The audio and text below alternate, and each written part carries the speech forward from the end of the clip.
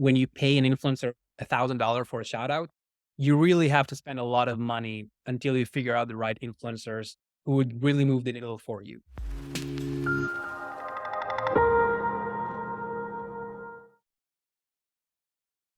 Ladles and jelly spoons, boys and girls, welcome back to the 10K Collective podcast for 6, 7, and even 8-figure Amazon private label and custom product sellers. There's a niche podcast for you. Today, we are talking to Toma Hen. He is from Mobco Media, and they specifically help brands grow their profits with influencer partnerships. So today, we're going to talk about how to launch a new brand on Amazon using influencer partnerships. Really interesting topic. Toma, first of all, welcome to the show. Good to have you with us. Thank you, Michael. Thank you for having me. It's pretty My exciting. pleasure. Mobco Media, I think it's been around for quite a long time, hasn't it? But this is a relatively new focus of yours. So tell us a tiny bit about you and Mobco Media, first of all, sort of 60-second quick. Okay. Mobco just celebrates 10 this month, and we've been working with big brands for the last 10 years to help them acquire more users for their big brands like Amazon, L'Oreal, McDonald's. And in the last 2 years, we are heavily focused on e-commerce brands. I'm personally very passionate about supplements and biohacking and wellness and human optimization. So I really like working with supplement and food brand founders to help them grow their brand, specifically with influencer partnerships. Amazing. So that's nice and clear. And you got some massive names you've worked with as well. So that's all very impressive. So today's question then is how to launch a new brand on Amazon with influencer partnerships. Now, I've seen various people do this over the years and with varying effectiveness. First of all, why should you bother doing this? One thing that strikes me is that it's a somewhat more sophisticated, more work than just spending some money on Amazon ads, or for example. So why should we make the effort to do this? Yeah, I think you just answered the question. I think that this is the most overlooked strategy that brand founders go through when they try to scale their brand. So the easiest route would be to just go to Amazon, increase your budget, cut your margins, and try to race your way to the bottom. While we know that consumers nowadays have changed the way they make decisions on how they're buying decisions, basically. And we all know the brands who have grown to billion-dollar brands by using influencers. And of course, that's the rare case. But essentially, we are all influenced by whether it would be someone who just shared something on Instagram. It could be your mother. It could be a friend. It doesn't have to be Kylie Jenner to share a post about a brand. But we are all influenced by people who purchase something, and we believe that would be a good fit for us as well. So building this trust with PC or with any type of paid marketing is way harder when you try to have polished creatives, or when you try to sell something in the lens of selling rather than just demonstrating the value that this product could bring you. Now, this might sound a bit high level, but really when we take this to practice, it's really about real people that look just like your customers who are using the product and showing how easy, fun, tasty, beautiful, whatever it is that you're selling, your product is. So it convinces or makes the customer really just make the decision way easier. Now, I think that most Amazon sellers or Amazon brand founders think that influencer marketing or influencer partnerships is just for either direct to consumer brands, or that you should have huge budgets to do. But when I launched my supplement brand, I did not have huge budgets, but I knew that I made so many of my buying decisions through looking at Instagram posts or TikTok or LinkedIn or Twitter. So I said there must be a way to have an efficient strategy to launch your brand on Amazon or on Shopify, for example, So let's just while talk partnering with then. influencers. So sorry to interrupt, but I just wanted to ask a really, hopefully an important question, which is what are we talking about when we're talking about influencer marketing then? Because you said it's harder to build trust via paid marketing. So that implies that you're not seeing influencer marketing as a paid marketing strategy. So tell me a bit more about your definition of influencer marketing. Yeah, first, I know I use the term influencer marketing because most people recognize working with influencers as influencer marketing, but I really don't like the term. I really prefer influencer relationship development, because I truly believe that, and it's just a way of saying things. It's really because the right way to do influencer marketing per se is by building real relationships. Obviously, one of the best strategies to use influencer partnerships is by collecting an endless stream of content that you can then run as ads.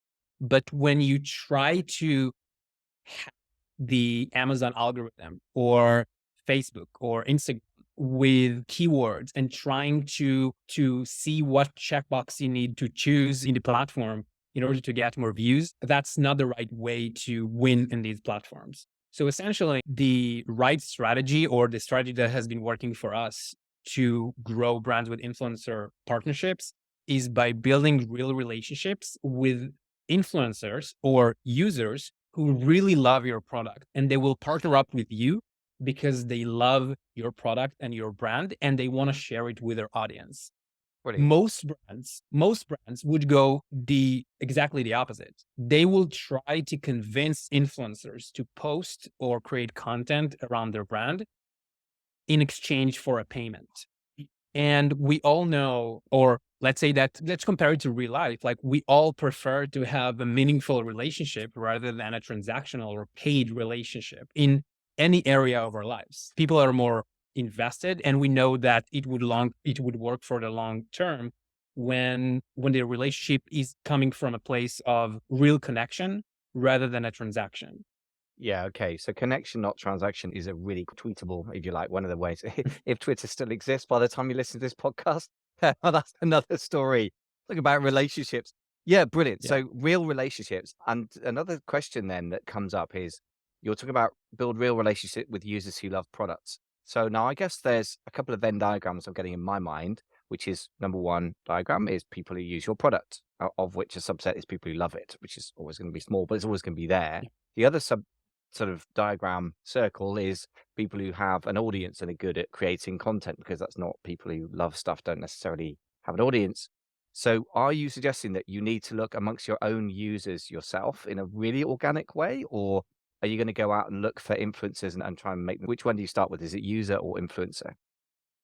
That's a great question. And that's the question I get a lot. So basically, we need to see influencers again as people, and as well as we see customers.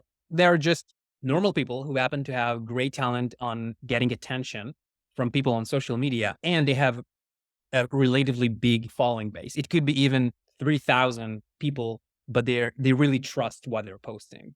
So when you think about influencer partnerships, you should really think about, who are the people that I would really want to try my product out, because I feel that they are the best fit for my product, or that my product will be a great fit for them.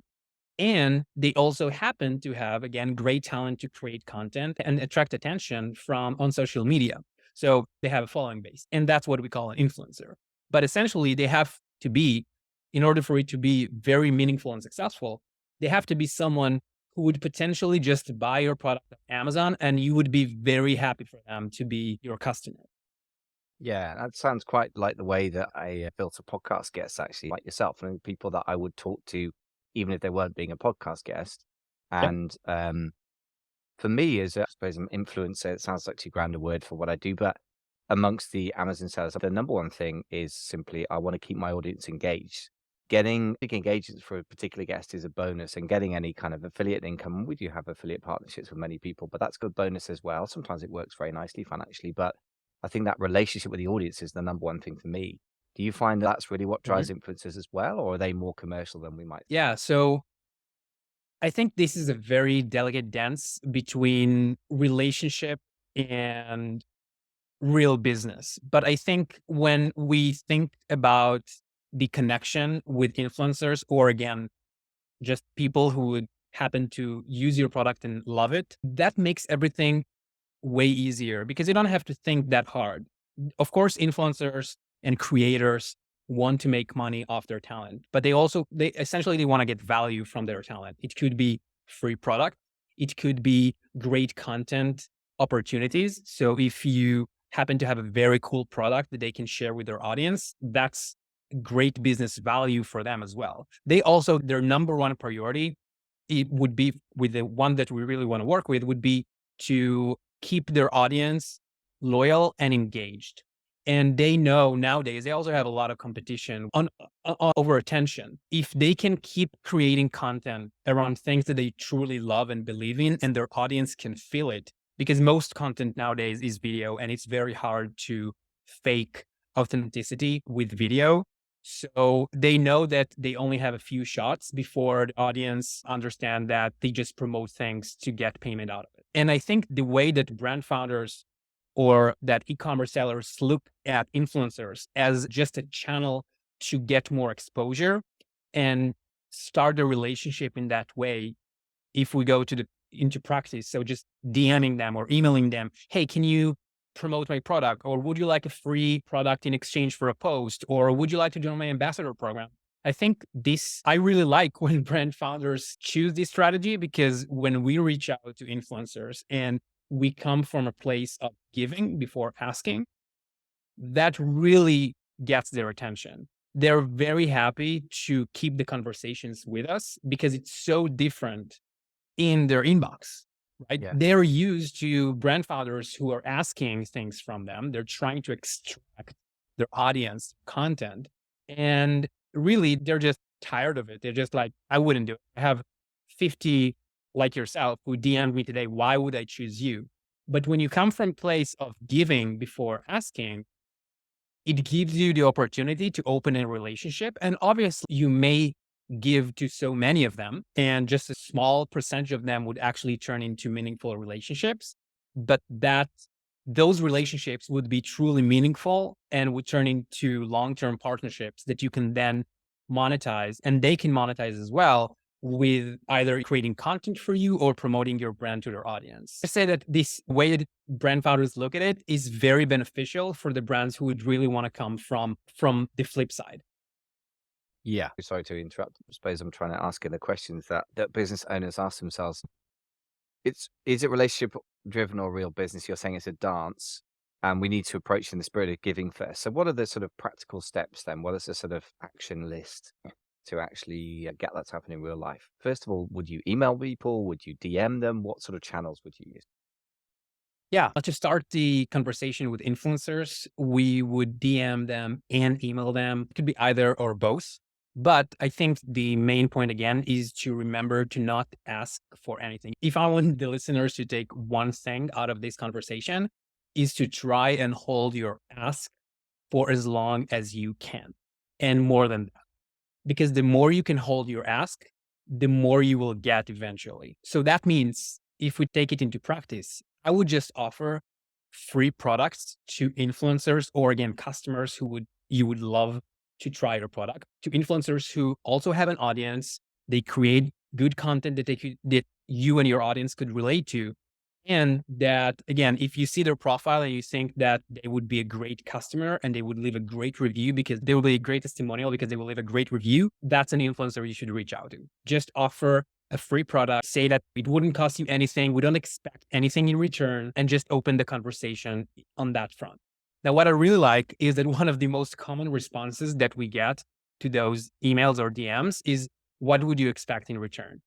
And I really like that because they are used to brands who will ask them for something in return. And it's so different for them for someone to email them and say, hey, I just want to give you free stuff. I don't expect anything in return. I just really love your content. And I love what you do and how you help moms organize their days or whatever it is that your niche is. And then when you say, I actually don't expect anything in return. I would just love your feedback and hear how you like it. If you think that we should have it in different flavors or colors or sizes, and just ask for feedback. And that opens a very warm relationship from the get-go when you just give. Then once they got the product, they gave you some feedback, then you can keep nurturing that relationship. Many of them will just voluntarily post about your product, your brand. Some of them will just disappear. Some of them just wasted product. But nowadays, the margins on COGS is pretty high. So you need to budget some of those product to be quote unquote lost. But some of them will just post amazing posts that they would never have posted if you just asked them to post from the get-go. And this is what most brand founders do. They DM or email them saying, hey, I'd love to send you a free product, but I would love you to post something about it. And they're like, I wouldn't do that. I don't even know your product. I don't know if I like it. I can't commit to posting something about something I haven't tried. And from that point, it's just about nurturing the relationship. And just if it's a consumable product, I would check in with them 2 weeks or 4 weeks from after they receive the first product, offering them a second product. If it's not a consumable product, you can offer them a free product to their spouse or to their mother or to their friend or whoever, just to keep on giving and keep on and think that most brands would just do the opposite. So whatever you feel like you should be doing from a business perspective, do the opposite. I like that a lot. So I guess there's a very, very hard-nosed commercial side to a lot of e-commerce sellers, and I'm not judging. I think being numbers driven is a very healthy starting point from a business. But what I think you're saying is the amount you have to invest in something that is not something that your accountant would be able to see on a balance sheet, it is a lot. And I like that a lot, because the reality is that what you have when people talk about numbers in a business, I think what they forget is they're a proxy for a relationship, and that is the only value they have. Like the number of eyeballs you have on something, the number of clicks. Conversions actually translate into actual money, right? But everything else in marketing metrics is a proxy for human relationships. And like even in an email list, I don't care if you got 10,000 people on your list, if they all hate you, it's meaningless. More likely you have 10,000 people on your list and they don't remember who you are because you've never emailed them. That's pretty common in my experience. Yeah, I like that a lot. And it's a really hard discipline, as you say, because you're translating something very concrete and tangible, physical products with physical costs attached, something very intangible. So how do you begin to have that conversation with an accountant or a very numbers driven entrepreneur who distrusts this process? How can we make that a more justifiable business like decision and do what you're suggesting as well? That's a great question. And I understand where many brand founders or the finance guys in the business would come from. But those same founders who would say, hey, but I'm sending 20 products and I've not got any posts. These products cost them maybe $300, but they could easily spend $1,000 on a shout out from an influencer, not knowing what they will get eventually, because it's more tangible, because they know what they will get in the end, which is a shout out. They can show their friends, show themselves. And I get that. I've been there as well. And I spent so much money on expensive shout outs, sponsorships, and all of that. And it just doesn't work, because the moment you paid and the more they delivered the deliverable, the post, they just forget about you. They don't really care about your brand or your product. They would not create better content. They just like want your payment, which is okay because this was a transaction. Now, the way I would look at it from a budget perspective is just giving or allocating some units of your product. I would say that even if you do 50 units of your product, and that should not be a high cost to have 50 products delivered, you will see the results that will justify increasing that into 100 and 300 and 500 or more than that, because you will see that, oh, if your product costs $20 and you ship 50 and you spend $1,000 on shipping 50 packages to influencers and you get 10 posts out of it, that means that, each of those posts costs you $100, including everything. You didn't have to pay a designer. You didn't have to pay an editor. You can take some of these posts and write as ads. And we all know that UGC or IGC, influencer generated content or user generated content, is the best content that you can use as ads. You can take these content, use it on your website, on your email list, show some social proof, and you can proudly say that these were not paid partnerships. They did not post because you pay them. They post because they love your product. And you can say this to investors. You can say this to your customers. It's very genuine. It's very authentic. And many of the brand founders, or all of them who run some paid ads on Facebook or TikTok, they will pay at least $100 or $200 for a studio to a banner ad or a photo shoot of their product. And they will easily pay $200 for that creative that might work just as well. And they have no idea how that works. So here, if you look at it from even not from the relationship perspective, but more from a content creation perspective, at least to get started, if it makes your life easier from a budgeting perspective, you should just see it as a way to create some posts or some content that you will then use as ads and email and website, etc. And Brilliant. then you will see the power of real relationships. And this will allow you to grow this from 50 packages that you send over to, you would want to make it 500, trust me. Yeah, so financially driven people that I generally find actually all too rare. Actually, there's still people go through waves that they will have their strengths and weaknesses. But actually, once you've got some numbers they can look at that involve dollars or pounds or euros or whatever, then it's not a hard sell. As you say, it's getting to that point. I really like that comparison. So, a couple of summaries for me would be: think of it as a budget for content creation. That's putting the bar Mhm. pretty low, but the expectation there is it's very concrete that you can compare the cost of getting an ad created and the cost of Yeah. what you're going to get back. That's really great way of doing it and selling yourself on it, as it were, if you're a solopreneur. And then also, yeah, getting the comparing it to the shout out. And as you say, I've seen this with my own clients. It feels like a real ego boost, but I guess you're paying for ego boost, right? You're saying that these things aren't very effective. So tell me about the effectiveness of a shout out by an influencer. Is it really ineffective? Is there a way of doing it that does work, that is quicker and easier to scale? Because I can hear people already thinking this sounds like a lot of work. How do I hack this?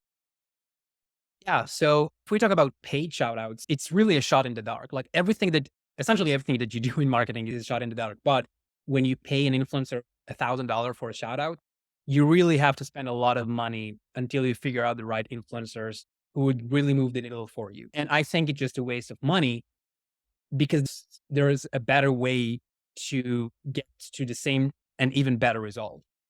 And I think the number one roadblock that brand founders found when they believe in this strategy, they know that they need to create real relationships. The reason they don't do it is because they think it is not scalable, because they think that it's way scalable to just spray DMs and offering $200 for a post or $500 for a post. It's easier. You can go to agencies. That's like a hand glove service.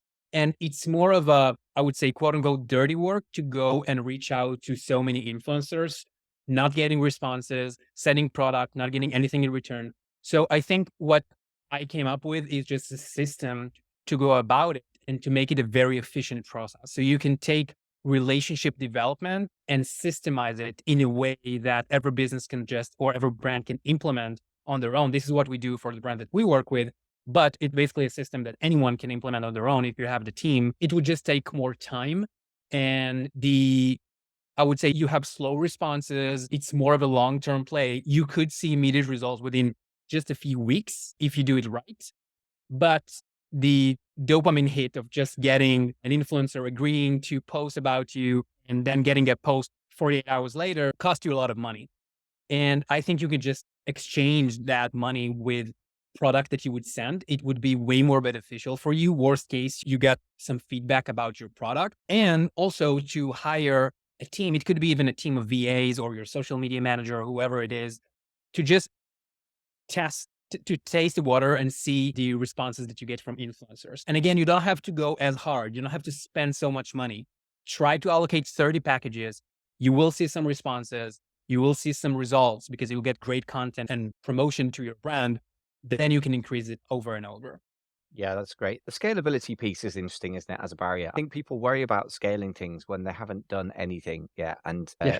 what's that phrase? Nail it, then scale it. And it's the whole, was it the, is it Andreessen or somebody like that? One of those the venture capitalist guys said there's before product market fit and there's after. So I would encourage anyone with a new-ish product, if they're using this, to see the feedback is incredibly important. Because if you're putting a product out there that people give you who know and love a particular type of product, and the feedback they're giving you is this is grim, you really want to know that as early as possible. Because if you put it out into the market and put it on Amazon with that kind of feedback, you're going to get an ugly time.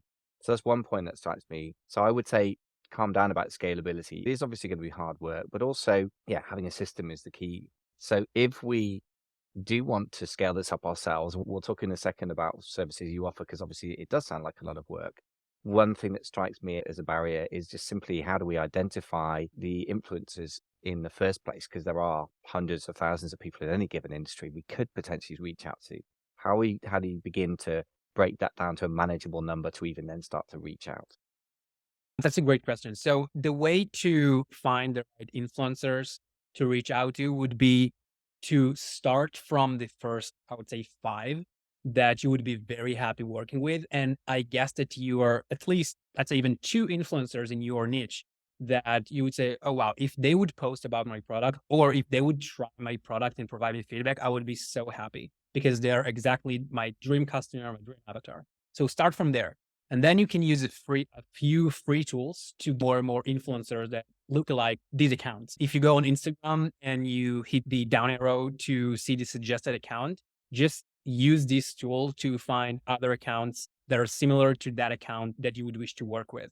I really recommend not going over maybe 80,000 followers, maybe 100,000 followers, just because you will get better responses. And if you want to build relationships, again, they're not transactional. Most of the influencers with more than 100, 150,000 followers, they will ask you for a payment, but not always. I do have a few very few success stories with influencers way above that. But again, if you want a thumb rule, I would keep it below 80,000.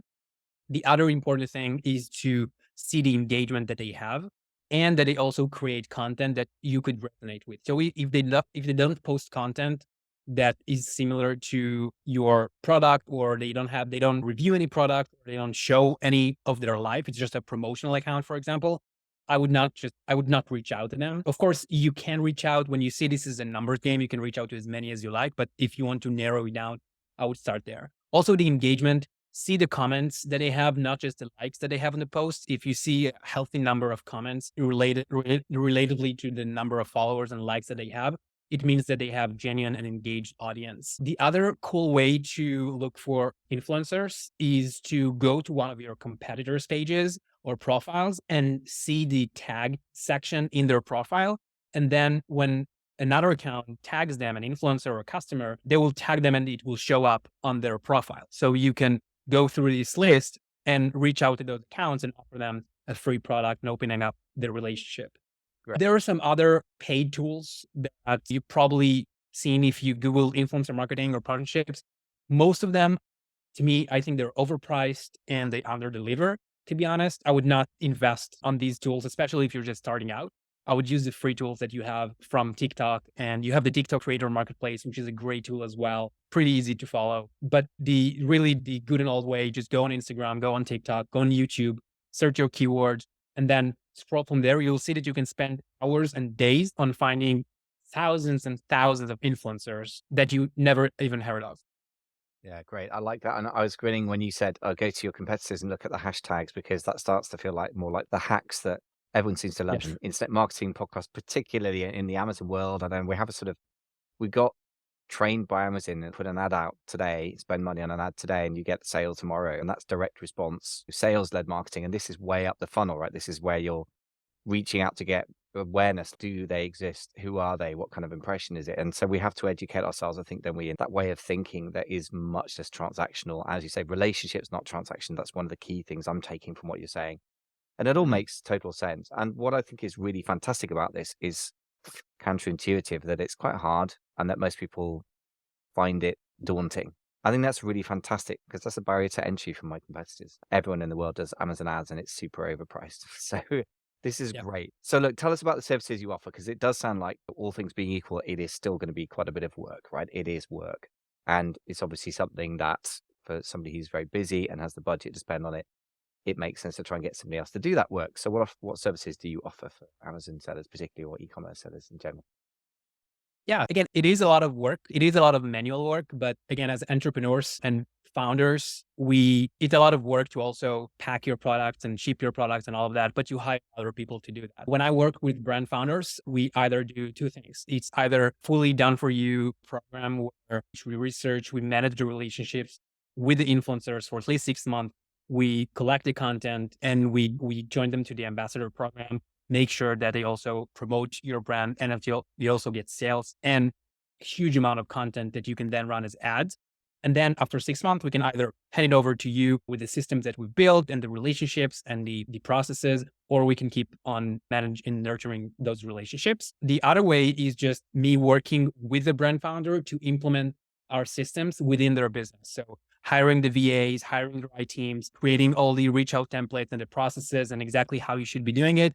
And it's pretty custom made to how much whoever on your team that you have that you want to take over this program, or if you want to hire a team of freelancers to do that for you, and then you own the system. You're not dependent on any agency or other service provider, and you own it on your own, which is a process that I really, because it allows me to dig deeper into the goals of the business itself, and more importantly, the goals of the founder. What do they want to take care of? What do they want to outsource? But it's really like both of these programs are based on the same principles.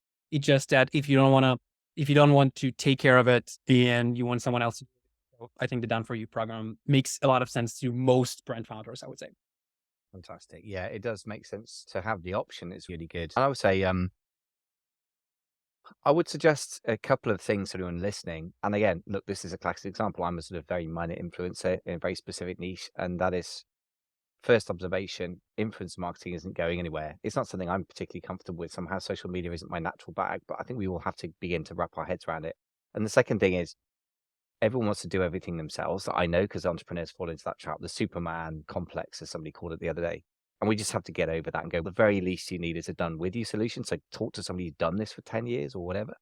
And the other thing is, you may want to consider outsourcing it. Look at the numbers, at least consider it, right? So I would say that to anyone for many things. Obviously, you'd agree because you run an agency with this, but I'm just saying this as a slightly more independent person. Don't put yet another thing on your to-do list, because it just doesn't get done. In my experience, that's just how it is.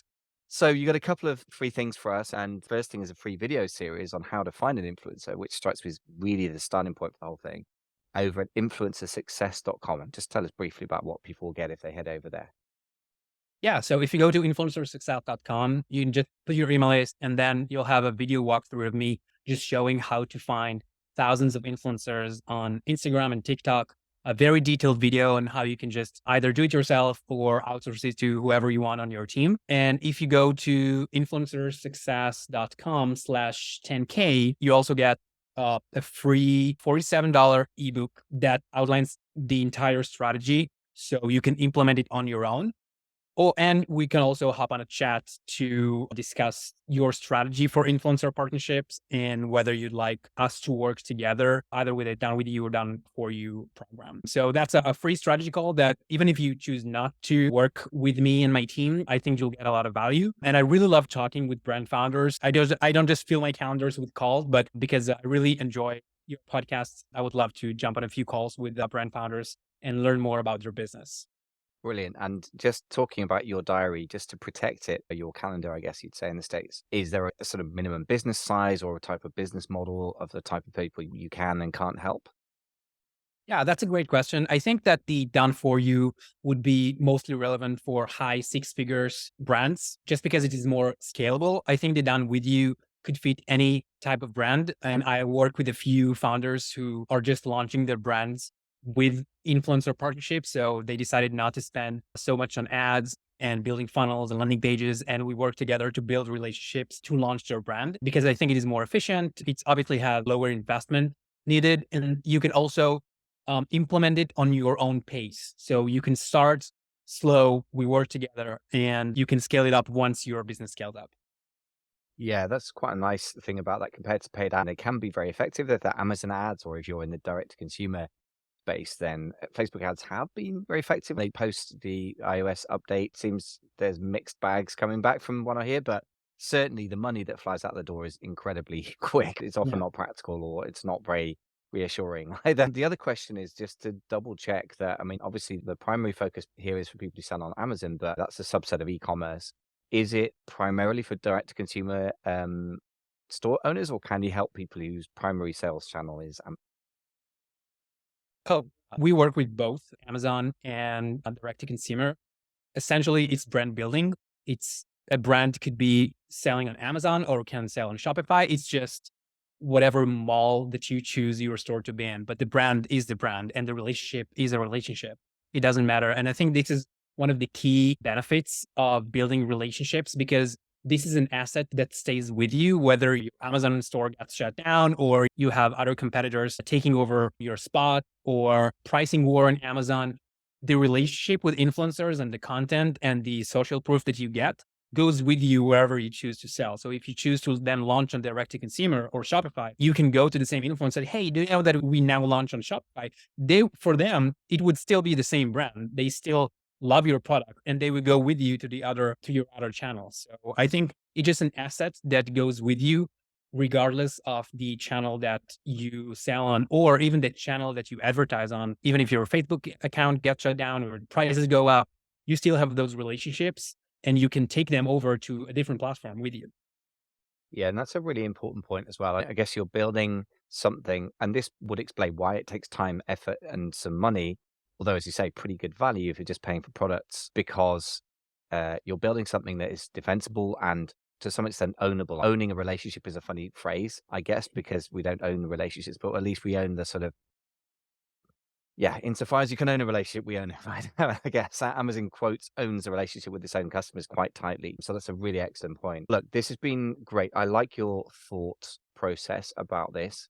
And it just struck me, one thing that struck me, you were saying earlier about the weighing up and justifying the cost of this, is that you've got a ton of products. When you launch a product, particularly, you have a lot of product, you bought loads of it, which Mhm. may or may not sell that well, depending on how well it goes. Whereas you don't necessarily have much cash left at that point. So giving away products for free as opposed to spending cash on something strikes me as very, what's the word, harmonious with the situation you're at in a product launch. We all know you've exchanged a ton of money for a ton of products. So it strikes me as quite a common sense thing to do, actually. What else have I not asked you that I should have asked you about this process? Yeah, that's a great question. I think we covered most of it. I think that what people should remember, we talked about numbers. It is a numbers game, but essentially you don't need as many meaningful relationships to add seven figures to your business. Really, if we take it to practice. So when you reach out to as many as possible, like if they're relevant, just reach out to them. Don't think about what's going to happen later. It's kind of like dating when you can swipe right or left and when you say yes and you open chats with so many people who are relevant, but then essentially you don't need more than maybe one meaningful relationship or a few in our case to really make your business successful. So it's having many influencers at the top of your funnel. When you reach out, you open the relationship, you send free product. But then even if you narrow it down to 20 or 30 meaningful relationships, they go with you for months and years. You can create so much content out of those relationships and so much social proof that this alone could build your business. And I really like what you said about the inventory versus cash situation, because I think that so many founders are in that situation. And I've been there as well. Like the only thing that you have is maybe an Amazon listing or a Shopify store and 1,000 units of your product. And you're like, now I have to spend 5,000 more on Facebook ads and hire the agency for 3,000 a month and do creatives and copywriting and all of that just to figure out that none of it works and I need to redo it all over. So if you allocate out of this initial inventory, even 50 or 100 units to build your business, and relationship could be your business because these are your customers, I think it virtually guarantees that you will have success because you will either know that you need to iterate your product or you know that you have a very good product so people will rave about, you get great social proof, then this will be the first building block to sell well on Amazon or Shopify or wherever you sell, more than just a few customers that you can acquire through Facebook ad spend. Yeah, and this is the thing in the end, is that a lot of the early version of Amazon, and I grew up through that, if you like, as an online marketer. So from 2014, it was very much a cash flow play. You put cash into stock, would be pretty dodgy stuff from China. You put money into ads when I remember when Amazon ads came out. That makes me feel very old now. 2014, that was an Yeah. exciting time. Um, but it was kind of a cash flow play. And what we're doing now is, as you say, we are trying to build something where the metrics are different because it's longer term. You either iterate product and you're seeing that as a win, and it is, but it's not an immediate win. And it's a painful one, but it's necessary. Or you're getting social proof. And again, you're seeing that as a longer term asset. And I think it's quite a mindset change for a lot of us. I'm still on that journey, but this has really been a very interesting perspective. And there's a lot of common sense and groundedness about what you say. This is great. So thank you so much. So Tomer Hen from Mobco Media and Influencer Success. Again, just to let people know, if you want to get a free video series on how to find an influencer, always good to make sense of that slightly confusing process, influencersuccess.com. And if you want to reach out to Tomer for a call, a free strategy call, influencersuccess.com/10K, and they'll give you a free ebook worth actually being sold for $47. So thank you just for turning up, if I understand it. So a generous offer. I would always encourage people listening, that's you right now, if you're listening, Go and talk to experts for free. Yes, they're trying to sell you something. We're not naive about that, but that you don't have to say yes, but you will get free input into a really valuable thing. So why not get free advice? I do it myself all the time without taking up Thomas' diary the whole day. Thomas, thank you so much for coming on. It's been a real pleasure. Really appreciate the show. Thank you so much, Michael.